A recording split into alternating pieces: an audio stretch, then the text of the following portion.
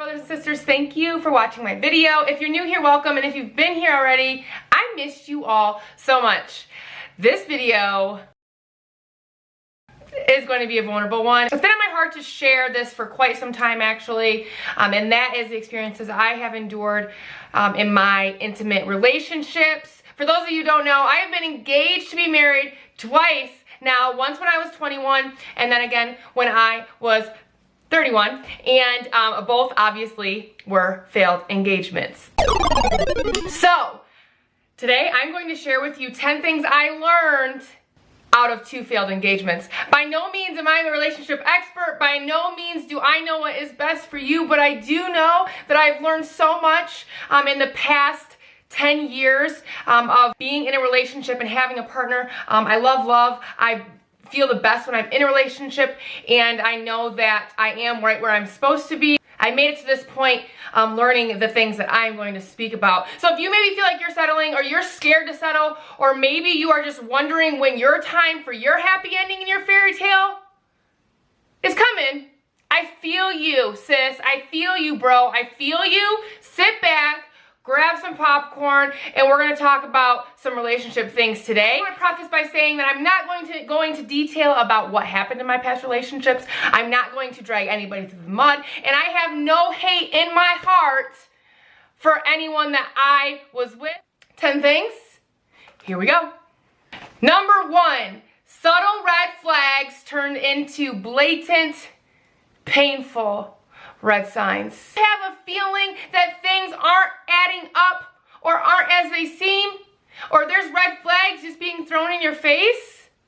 You're probably right? Always trust your gut, and sometimes that's so hard because our heart overshadows what our gut is telling us. But I promise you, if you have things that you are noticing within your relationship from your partner, from their past, that are making their way repetitively and as a pattern into your relationship, listen to it. Open your eyes, open your mind, open your ears, okay? And oftentimes God will place signs in our past, and sometimes we just are really stubborn and we don't want to see them. So don't ignore the red flags, ever.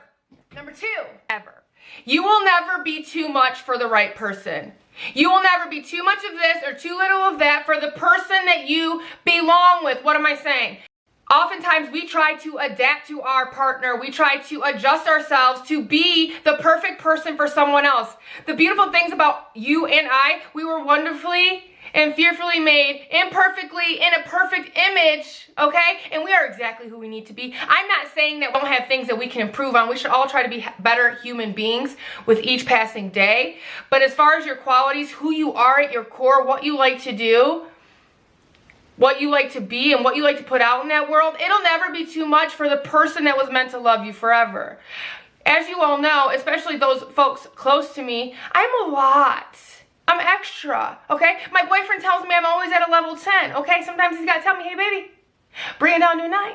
Bring it down to a 9, honey, okay? Because you're all the way up here. But guess what? I'm always up here, okay? And it's playful. He says it playfully because he loves that I'm a 10. I don't care what he pretends. Sometimes he loves that I'm always on level 10. I go for it. I love hard. I fall hard. I fail hard. Okay, I'm always at a 10, level 10. I am obnoxious, okay? I am outgoing, okay? There's some good, there's some bad that comes with that. In some of my past relationships, it felt like maybe I was too much for somebody else. Maybe I'm too much for the person that wasn't meant to love me. And whatever you are doing, you should not have to shrink. You should not have to change. And you should not have to redirect and reanalyze and navigate who you are and where you're going to be in a relationship. There are so many people in this world, and someone's made to love you just as you are. So never forget that. You'll never be too much for the right person. Trust and respect must be the foundation of every single successful relationship. If you don't have trust and you don't have respect, you have nothing. The minute respect is abandoned and trust is lost is the minute you find yourself in some serious deep water. I've been in relationships where I've lost trust, and I've been in relationships where I didn't feel respect, and I promise you, if you both aren't willing to put those things into, okay, a car can't drive when a wheel is busted. You have to be giving those 100% all the time from both ends, okay? Because otherwise, you're not going to make it. If you have no trust, you have nothing. If you don't feel respected, what are you doing? Number 4, your mental health is worth any potential heartache. And I know that you're like, but is it? Heartache stings, heartache hurts, and I never would wish it upon anyone, ever. It's awful. Everyone's been there. But your mental health, how you are surviving up here, how you feel up here, okay? Which it should be a priority of your partners as well, not just yours, okay? Especially and definitely not allowing someone to tear you down and break you down and belittle you or mentally abuse you. None of that is worth a little heartache you might endure if you walk away, okay? Just know that if you wake up every morning or even frequently and you're struggling up here, you're struggling in here, you're not being taken care of mentally and emotionally, it ain't it. It ain't it. Number 5. God will never take away from you what was meant to be. I'm gonna say it again. God will never take away from you what was meant to be. His plan always trumps our plan. Amen? Every single time we are reminded time and time again that God always knows what's best. His plans are always good. His ways are always higher. And we truly have no idea, right? As he hears what you don't. He sees what you can't. And he will give you what you deserve.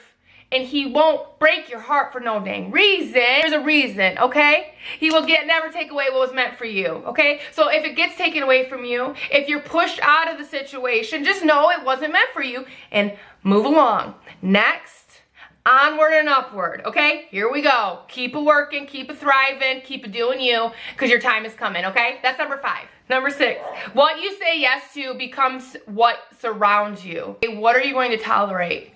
What you tolerate, you are basically giving permission for folks to treat you poorly if you continue to tolerate it. If you are giving people permission to keep undercutting you, to keep giving you less than you deserve because you are tolerating it.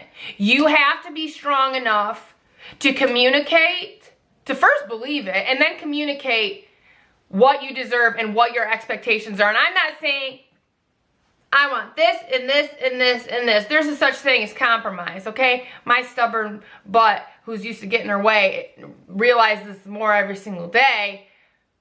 There's compromise. However, we're all worthy of being treated properly. We're all worthy of being treated with respect and tolerating only good things, healthy things, okay? But once you tolerate it and you aren't strong enough to say otherwise, that's on you. You got to be strong enough to understand what you are going to tolerate and how you're going to express that. Number 7, best friends first, lovers second. Once you have a few relationships, a few long tenured relationships, you realize that sometimes the rainbows and butterflies and all that ooey gooey stuff, okay, that subsides a little bit, okay? That doesn't last all of the time. I'm not saying that you shouldn't be in love with your partner indefinitely and for the rest of your days, obviously. But I am saying that if you aren't best friends, if you aren't able to talk like friends, if you aren't able to experience one another as friends, if you're not able to have fun together, if you're not able to be each other's teammate, you have to be their best friend, okay? You have to be there for them through thick and thin, always. Partner in crime, till death do you part, am I right? Best friends first, lover second. Number 8, it's okay to hurt someone's feelings to save both their and your future. I guarantee you, if you aren't 100%, 110% in your heart, your mind, and your soul that you want to be with this person, that you want to give them everything, save them the heartache and do it sooner than later. And don't be worried about hurting someone's feelings when you're not fully committed, okay? I've been in relationships where I was so worried about hurting people's feelings. I have this fear of making people sad or hurting them or making them not like me. I realize that if I'm in a relationship and I'm not in love as they are in love with me, if I'm not in it as much as they are invested in it, if I don't fully reciprocate what they're giving to me, how unfair is it to settle because I don't want to hurt their feelings, okay? And it's so cruel, and I see it happen all the time. I hear it happen all the time, and that's why people get divorced all the time. You get in a relationship, you stick in a relationship, and then by the time you feel like there's too much time, too far gone, you're too far committed, and you're too scared to hurt their feelings, so you're jeopardizing their future. Give it up if it's not for you, right? Give it up and hurt someone's feelings so you can save their future. So you can save your future, because you both deserve to be happy. So if changes need to be made, the sooner the better. Number 9, where your story starts does not have to be where your story ends. I know so many people who have generational curses and cycles that just keep going and going and going. Abusive behavior, alcoholism, toxic relationships, things that you grew up seeing and you automatically are subconsciously conditioned to believe that that is what you deserve. I had a good friend tell me after my last breakup, Danny, you haven't experienced enough healthy consistently to know what you deserve, to know what real healthy love looks like. And it hit me so hard, and I'm like, oh my goodness.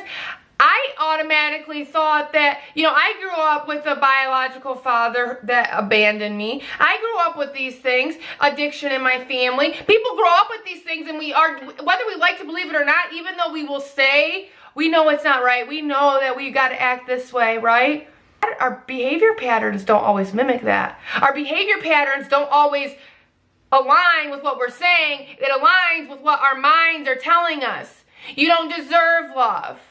You're scared of commitment. You don't want to get left. Don't fall too hard. You shouldn't do this. You shouldn't do that. They're going to cheat on you. They're going to do this.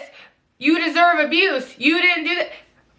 Lies, right? Just like the enemy lies, we tell ourselves lies. We experience lies all the time, whether we want to or not, whether it's intentional or not. We somehow are mistakenly led to believe that where our story started and what we were used to seeing is where our story should end. And that's not the case.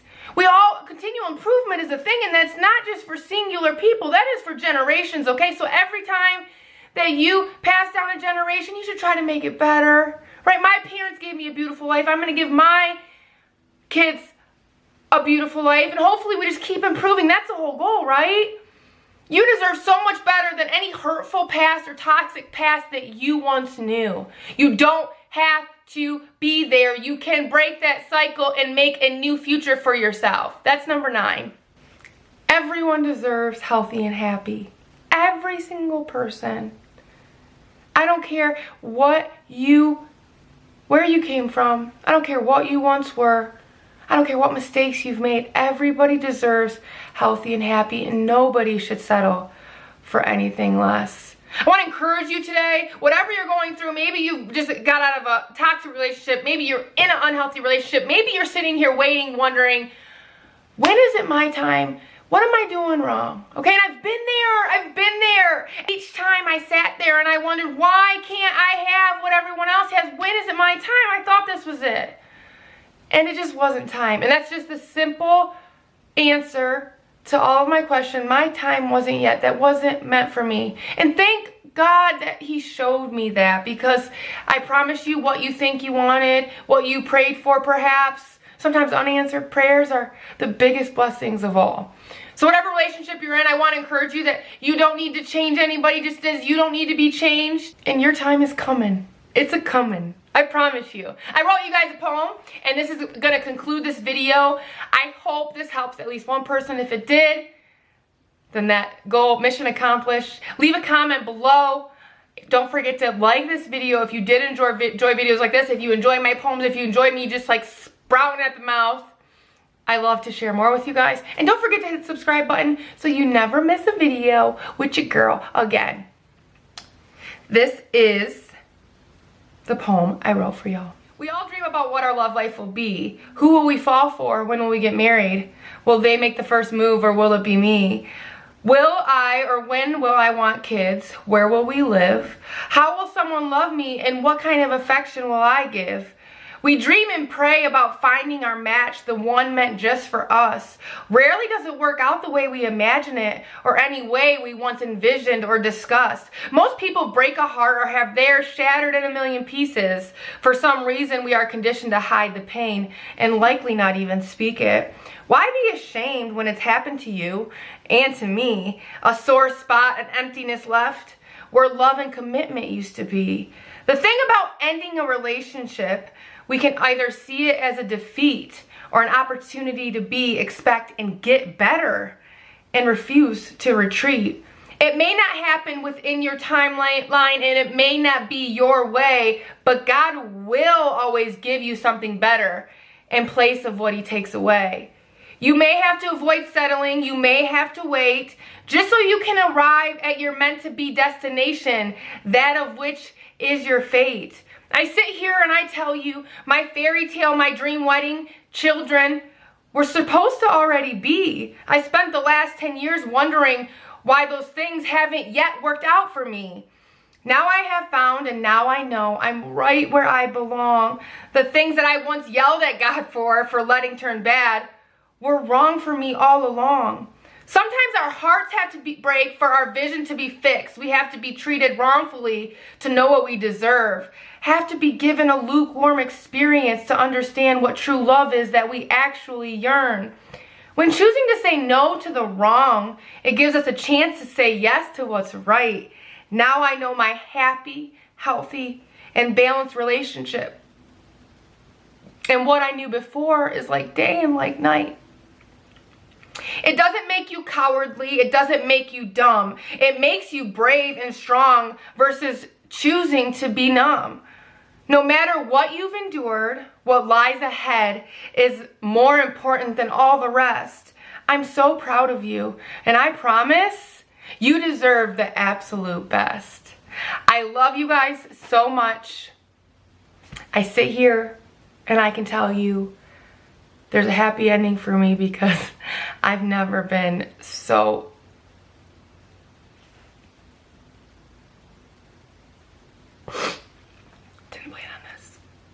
I've never been so in love in my entire life than I am today with the best person that I know.